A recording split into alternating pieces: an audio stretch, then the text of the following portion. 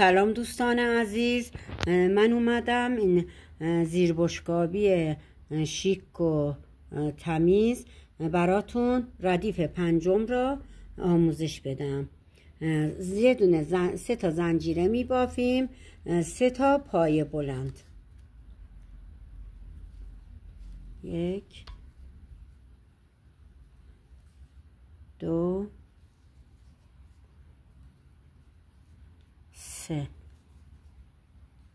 3 تا زنجیره میزنیم، بعد میاییم 3 تا پایه بلند میزنیم، 3 تا زنجیره، 3 تا پایه بلند رو روی زنجیره پایین 3 تا رو با هم میکنیم.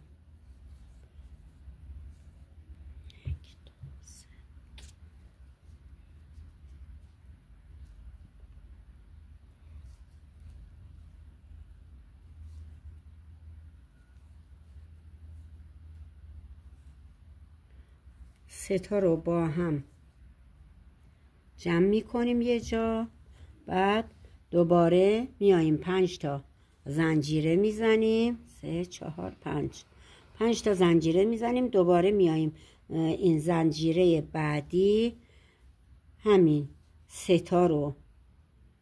تا پایه بلند رو یه جا میبافیم، با هم یکی میکنیم. بعد اومدیم اینجا همین که پایین اینا رو زده بودیم، پای بلندا رو 1 2 3 4 5 6 7 بازم اینا رو میزنیم، ولی وقتی 3 تا زنجیره زدی اینا رو شروع میکنیم. بعد اینجوری ادامه میدیم. این ردیف پنجم و پارت دومه. الان اومدیم ردیف ششم، اینو وصل میکنیم تو ردیف ششم. این 3 تا پایه مخفی میزنیم، 3 تا 1 2 3 تا پایه مخفی میزنیم، بعد میاییم 3 تا زنجیره میزنیم، اینا میشه کلن 3 تا.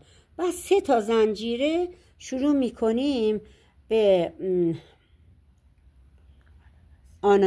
آناناسا رو ببافیم. الان 3 تا پایه بلند با زنجیره ها 3 تا میشه، میزنیم، بعد 3 تا زنجیره اینو شروع میکنیم، 1 2 3. بعد پیش این 2 تا هم پایه بلند میبافیم، بعد میایم 3 تا زنجیره میزنیم، میایم اینجا 3 تا زنجیره یه پایه کوتاه، 3 تا زنجیره یه پایه کوتاه، 3 تا زنجیره یه پایه کوتاه، از اینجا تا اینجا تموم میکنیم. الان اومدیم ردیف هفتم، میایم اینجا اینو وصل میکنیم، بعد 2 تا پایه مامرئی میزنیم، بعد میایم 3 تا زنجیره میزنیم، 2 تا پایه بلند میزنیم، 2 تا پایه بلند میزنیم،